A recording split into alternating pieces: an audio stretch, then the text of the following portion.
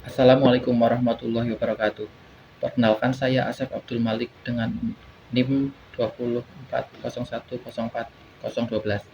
Di sini saya akan mempresentasikan askep saya tentang nefrolitotomi dan jurnal yang saya gunakan. Di sini ada pathway-nya. Yang pertama itu terjadi infeksi saluran kemih kronis dan menimbulkan gangguan metabolisme. Kemudian menimbulkan ada pengendapan garam dan mineral. Terjadilah infeksi, terbentuklah batu ginjal. Karena terbentuk batu ginjal maka membutuhkan tindakan pembedahan. Kemudian untuk tindakan pembedahan itu sendiri terbagi menjadi 3, yaitu preoperasi. Yang pertama ada preoperasi meliputi obstruksi pada ginjal, kemudian ada inflamasi menimbulkan masalah perawatan nyeri akut. Untuk yang intraoperatif, tindakan invasif, terjadilah pendarahan dan adanya resiko shock. Untuk yang kedua ada anestesi. Anestesinya menggunakan general anestesi, terjadilah penurunan kesadaran, menimbulkan masalah perawatan resiko jatuh, dan apnu juga menimbulkan masalah keperawatan resiko bersihan jalan nafas tidak efektif. Kemudian ada pemasangan plat diatermi, menimbulkan masalah perawatan risiko cedera. Untuk yang ketiga ada post operasi, yaitu post anestesi general anestesi, menimbulkan penumpukan sekret, menimbulkan masalah keperawatan risiko bersihan jalan nafas tidak efektif. Untuk kasus yang saya kelola, yang pertama A ada identifikasi pasien nomor RM 3816 sekian-sekian, Tuan R dengan nefrolithiasis bilateral, diagnosa postoperatifnya postnefrolitotomi. Untuk diagnosa keperawatan yang pertama ada preoperatif, nyeri akut berhubungan dengan agen pencedera fisik. Yang kedua ada ansietas berhubungan dengan kekhawatiran mengalami kegagalannya. Untuk intraoperatif, risiko perdarahan berhubungan dengan pembedahan. Yang ketiga ada postoperatif, yaitu risiko infeksi berhubungan dengan efek prosedur invasif. Untuk intervensi preoperatif, yang pertama ada nyeri akut berhubungan dengan agen pencedera fisik. Tujuannya setelah dilakukan tindakan keperawatan selama 1 kali 30 menit, rasa nyeri mulai menurun dengan manajemen nyeri, keluhan nyeri menurun, meringis menurun, skala nyeri menurun. Keterangannya 1 meningkat, 2 cukup meningkat, 3 sedang, dan 4 cukup menurun, 5 menurun. Untuk psiki, manajemen nyeri, observasi, identifikasi karakteristik nyeri, kemudian identifikasi faktor yang memperberat dan memperingat nyeri, identifikasi respon nyeri nonverbal. Rapetiknya berikan teknik non-farmakologis untuk mengurangi rasa nyeri, misalnya ada kompres hangat atau dingin, distraksi, kemudian ada relaksasi nafas dalam. Kemudian fasilitasi istirahat dan tidur, dan pertimbangkan sumber nyeri. Untuk edukasinya, jelaskan penyebab, periode, dan pemicu nyeri. Anjurkan memonitor nyeri secara mandiri, kemudian ada anjurkan teknik non-farmakologis untuk mengurangi nyerinya. Kolaborasinya pemberian analgetik jika perlu. Untuk diagnosa yang kedua, ansietas berhubungan dengan kekhawatiran mengalami kegagalan.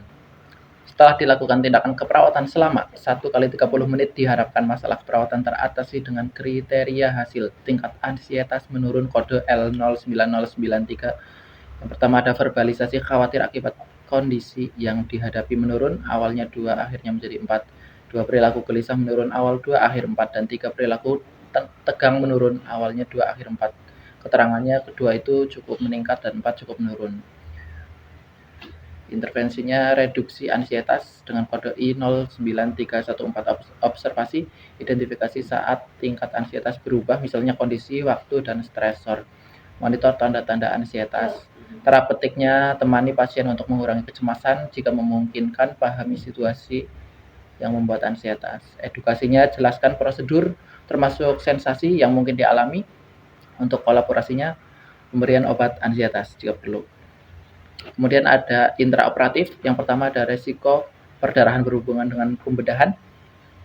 Untuk SLKI-nya, setelah dilakukan tindakan keperawatan selama 1 kali 30 menit, diharapkan masalah perawatan teratasi dengan kriteria hasil. Tingkat perdarahan menurun, kodenya L02017. Membran mukosa lembab meningkat, awal 2, akhir 4. Kelembaban kulit meningkat. Untuk psikinya, pencegahan perdarahan dengan kode I02067. Observasi, monitor tanda dan gejala perdarahan.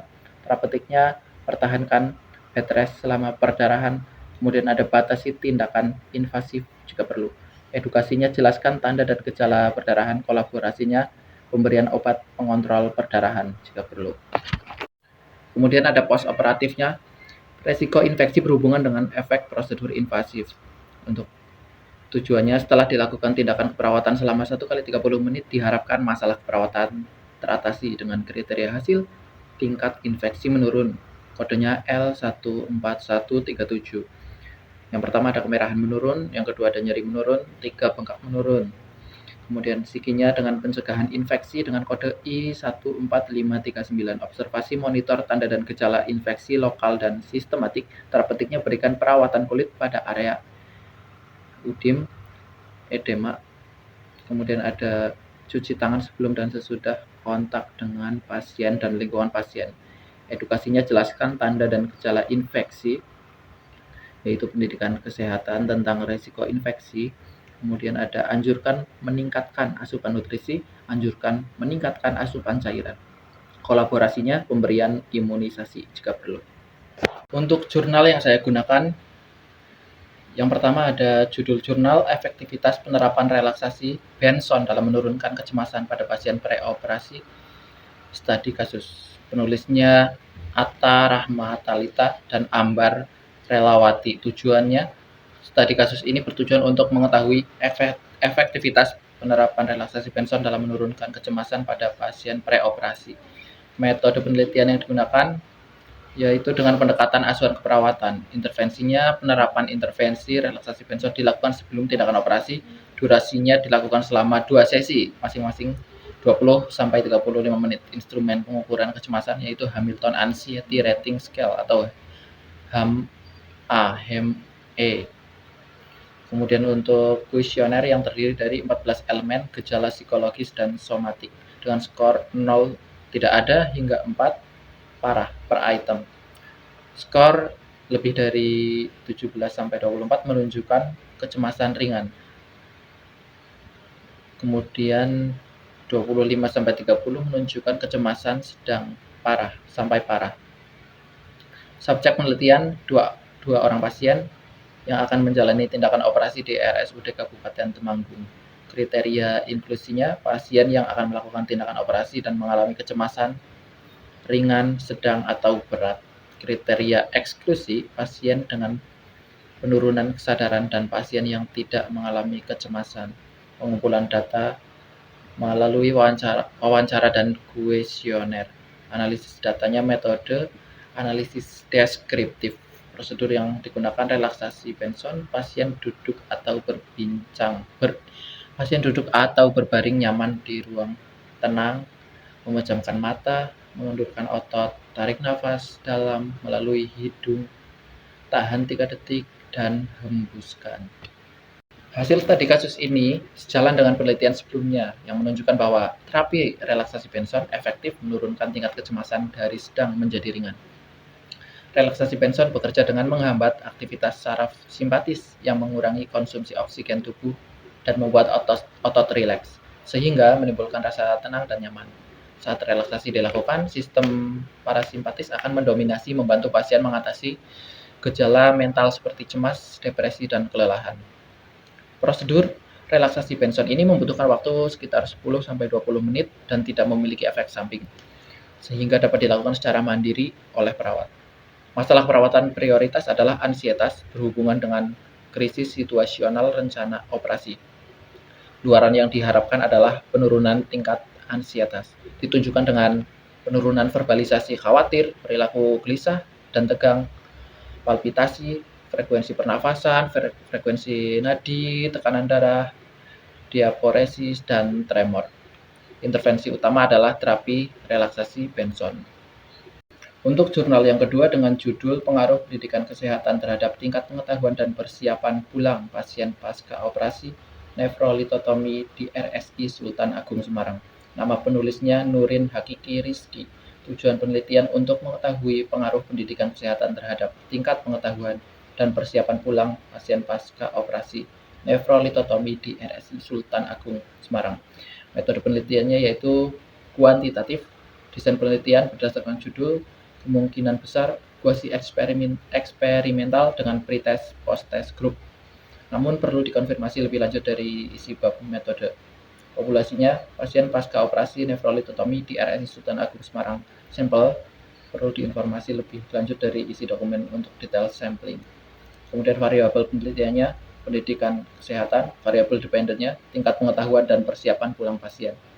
Hasil penelitian, dari jumlah ini didapatkan pendidikan kesehatan berpengaruh terhadap persiapan pasien pulang.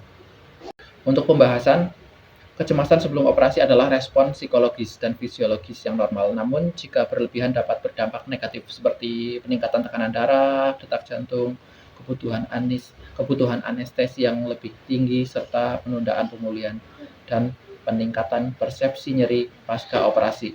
Oleh karena itu, intervensi untuk mengurangi kecemasan sangat krusial. Terapi Benson atau respon relaksasi Benson adalah teknik relaksasi yang melibatkan fokus pada kata, frasa, atau citra berulang bersamaan dengan pernapasan yang teratur. Pembahasan akan menjelaskan bagaimana teknik ini mengaktifkan sistem saraf parasimpatis yang berlawanan dengan respon fight or flight dari sistem saraf simpatis yang bertanggung jawab atas kecemasan. Aktivasi parasimpatis menghasilkan penurunan detak jantung, tekanan darah, laju pernafasan, dan ketegangan otot, sehingga mengurangi gejala fisik dan mental kecemasan. Jika penelitian ini menunjukkan penurunan signifikan pada tingkat kecemasan pasien setelah aplikasi terapi Benson, pembahasan akan mengaitkan hasil ini dengan literatur sebelumnya yang mendukung efektivitas teknik relaksasi dalam konteks praoperasi. Misalnya, studi lain mungkin juga menemukan bahwa intervensi non-farmakologis dapat menjadi alternatif atau pelengkap yang efektif untuk obat ansiolitik dengan efek samping yang minimal.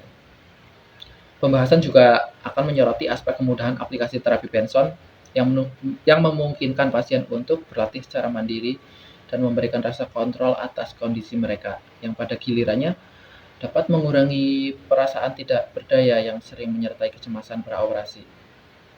Operasi nefrolitotomi melibatkan pemindahan batu ginjal. Dalam proses pemulihan memerlukan perawatan diri yang cermat di rumah. Pasien perlu memahami manajemen nyeri, perawatan luka, dan tanda-tanda komplikasi seperti infeksi. Terima kasih, mohon maaf jika banyak tutur kata yang salah dalam pengucapan saya. Wassalamualaikum warahmatullahi wabarakatuh.